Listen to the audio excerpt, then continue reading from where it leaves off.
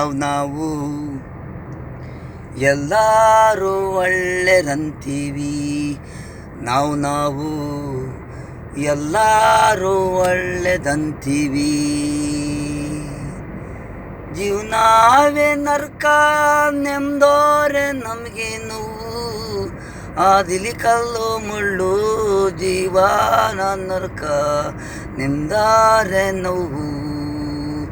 ಬಂಧುಗಳು ಅಂತೀವಿ ಒಡ ಹೂಡ್ತಾರೆ ರಥ ಸಂಬಂಧಿಕರೇ. ಚಿಕ್ಕಪ್ಪ ದೊಡ್ಡಪ್ಪ ಅಂತೀವಿ ಮೇಲೆ ಚೆನ್ನಾಗೇ ಇರುತ್ತಾರೆ. ನನ್ನ ಮಗ ಬದುಕಲ್ಲ ಅಣ್ಣನ ಮಗ ಬದುಕ್ಬಿಡ್ತಾನೆ ಅನ್ನೋದು ಈಗಿನ ಜನ್ರಸನು. ಹೊಟ್ಟೆ ಕಿಚ್ಚು